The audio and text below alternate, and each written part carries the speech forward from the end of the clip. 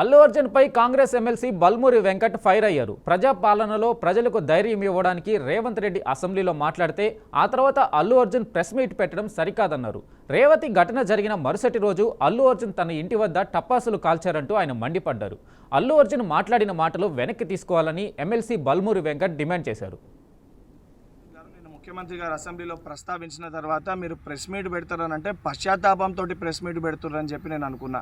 ఎందుకంటే సంధ్యా థియేటర్ సంఘటన జరిగిన తర్వాత ఆ సంఘటన మీ దృష్టికి వచ్చిన తర్వాత కూడా మీరు ఈ రకంగా మూవీ ఎప్పటివరకు చూసిర్రు, ఎప్పటివరకే క్లాప్స్ కొట్టిర్రు, వెళ్ళేటప్పుడు మీరు అభివాదం తెలుపుకుంటూ వెళ్ళినరా లేదా మీరు ర్యాలీగా వెళ్ళినరా, చాలా క్లియర్గా ఫుటేజెస్ కనబడుతున్నాయి.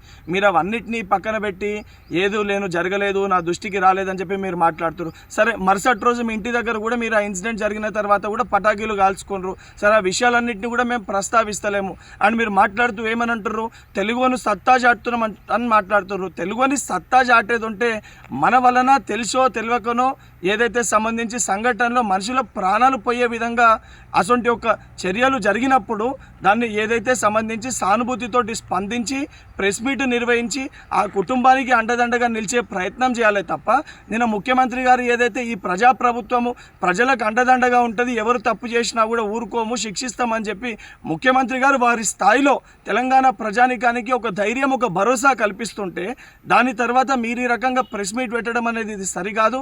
ఇప్పటికన్నా మీరు మాట్లాడిన మాటలపైన మీరు ఆత్మవిమర్శ చేసుకొని మీరు మాట్లాడిన మాటల్ని వెనుకకి తీసుకోవాలని చెప్పి డిమాండ్ చేస్తున్నాను.